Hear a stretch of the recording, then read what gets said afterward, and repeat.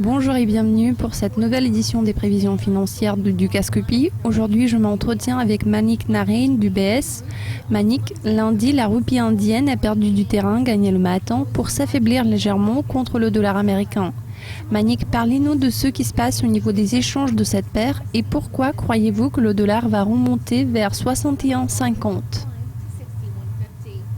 Il est vrai que nous avons observé des échanges mouvementés sur la rupie pendant quelques dernières semaines. Dans le meilleur des cas, nous envisageons une appréciation modeste du dollar contre la rupie. Les placements dans les actions indiennes ont continué de croître pendant quelques derniers mois. Pourtant, selon toutes les estimations, il faut s'attendre à un certain ralentissement dans les futures rentrées de fonds.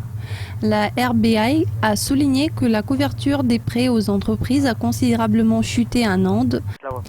Il n'y a que 15% des entreprises indiennes qui sont couvertes contre le risque de la hausse continue du dollar. En règle générale, cela entraîne des mouvements plus rapides dans la période à venir. En outre, nous anticipons le renforcement du dollar contre la plupart des devises des marchés émergents, car le marché a déjà suivi une correction en anticipant plusieurs resserrements des taux d'intérêt l'année prochaine. On envisage que le prix des hausses des taux en 2015 sera mesuré à 50 points de base, ce qui est à notre avis une hypothèse assez conservatrice.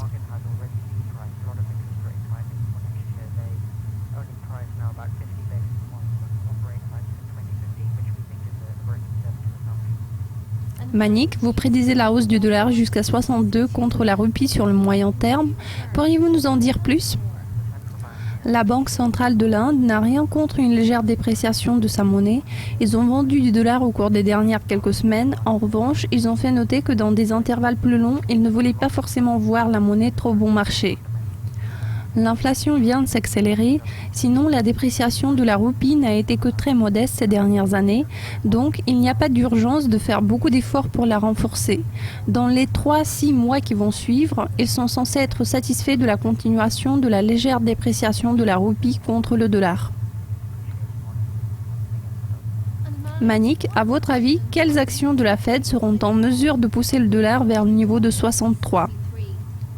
Chez l'UBS, nous sommes très optimistes par rapport aux perspectives économiques des États-Unis et leur taux d'intérêt. Le marché a déjà absorbé le potentiel de la hausse de 50 points de base l'année prochaine. Selon nos analystes, cette hausse pourra atteindre 70, voire jusqu'à 100 points de base. Si ça se produit en réalité, le dollar gagnera du terrain grâce à ces mesures. Nous envisageons la fin du QI plus tard cette semaine, ce qui va alimenter les anticipations des relèvements des taux d'intérêt pour l'année prochaine.